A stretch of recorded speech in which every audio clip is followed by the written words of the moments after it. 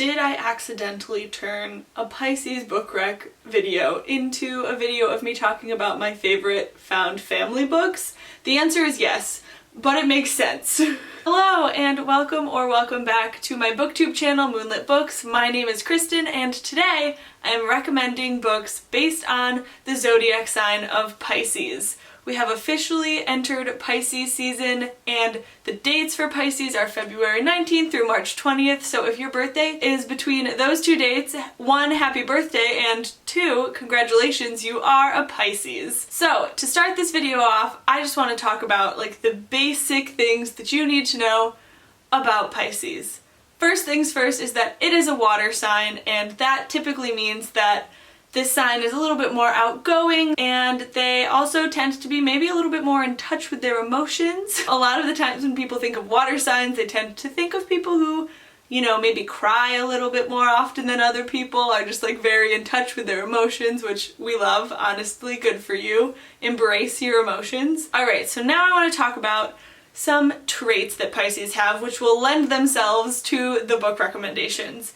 And the first one that I want to talk about is that Pisces are very, very social. They love to talk about anything and everything, especially with the people that they love, but even if you're just a stranger on the street, there is a very good chance that you will end up in a full-blown conversation with a Pisces without even really realizing that it's happening. The second trait of Pisces that I want to talk about kind of lends itself to this being very social aspect, but that is that Pisces tend to be very empathetic. They are very caring and very genuine people. They are very good at reading people and situations, and oftentimes they are the first person that will reach out to someone who they think needs help for whatever reason. And kind of on the opposite side of that, the last trait of Pisces that I want to talk about is that they can tend to be a little bit more closed off and reserved. It's kind of contradictory to the first two traits that they have, but a lot of Pisces are very outgoing when it comes to big group situations, and like they want to help others, but they have a harder time accepting that in return. So those are the three traits that I really based these book recommendations off of.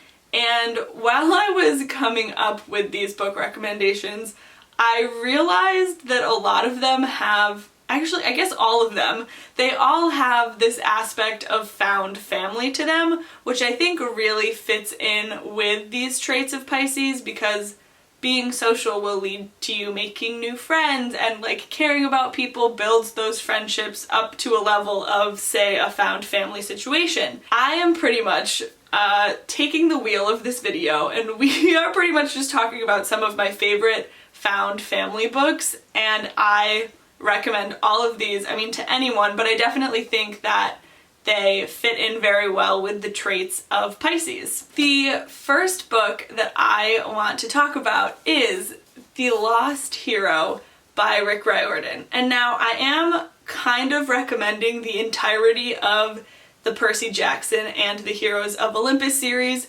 One, because Percy Jackson, his dad is Poseidon, and Pisces is a water sign, so I think it's kind of hilarious. But the reason that I am recommending the Heroes of Olympus series in particular is because I love the way that, one, it is told from multiple perspectives, and two, it just follows these characters into this place where they are such good friends with each other by the end of the series.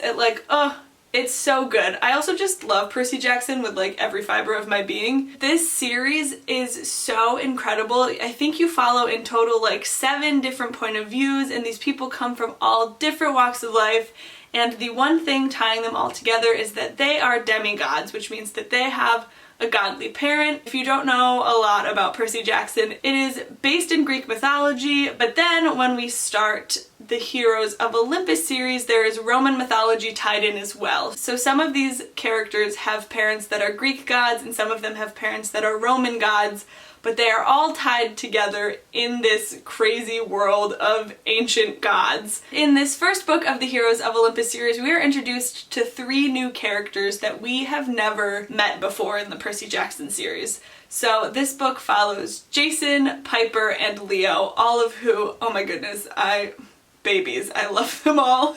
so much. This book in particular is so incredible because of the characters that it follows, and they all have such different stories. Jason actually at the beginning of this book loses his memory and cannot remember anything about himself or his friends that he's with, and it just becomes this whole story of self-discovery, and ultimately it is a mission to save the world. I don't know, I just think that these books are a lot of fun. I think that the found family aspect in them is something that is just so important to the storytelling of these books. Definitely in this book, I think that Leo has a lot of characteristics of a Pisces. He's just super outgoing and really fun. He's always making jokes and trying to be like the center of attention. He's very sociable and he wants to talk to people, but I mean, he also has a lot of insecurities, and I mean, honestly, Leo is my favorite character from this series, so I might just be talking about him because I love him.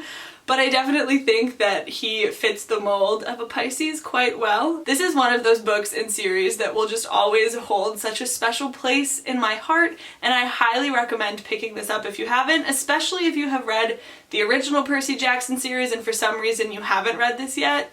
Please read these books. They are so, so good. So the next book that I want to talk about is actually a graphic novel that I started reading when it was just a webcomic on Tumblr, and that book is Check Please by Ngozi Ukazu, and oh my goodness. I just want to give you a little bit of a backstory about how much this book means to me. I remember, I have such clear memories of me and my friends my senior year of high school sitting on the floor in the band hallway reading Check Please together. I just have such like good memories associated with this book and this series, and it makes me so happy. Basically, the premise of this book is that our main character, Eric Biddle, who goes by Biddy in the series, has just started college at Samuel University, where they have a motto that 1 in 4, maybe more, of their students is gay. And Biddy is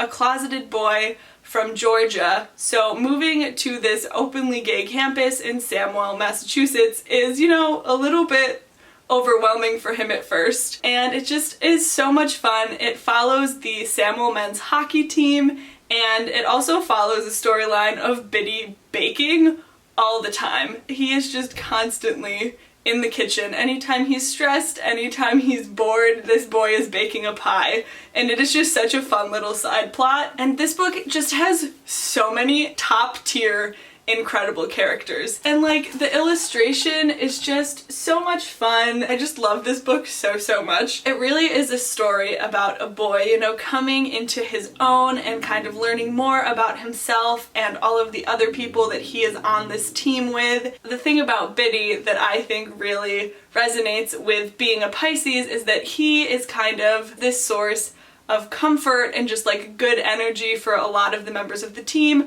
but he has a hard time accepting that love and care in return from his teammates. So throughout the course of this story, you really see him grow and come into his own and become more trusting, and it is just such a good, cute story. And because it is a graphic novel, it's a really quick read. If you're just looking for something light and fun, this is it. I highly recommend this book. The next book that I want to recommend is The Raven Boys by Maggie Stiefvater. This is a magical realism series that follows main character Blue, who lives with, I believe, her mother and grandmother and maybe some aunts who are all practicing witches.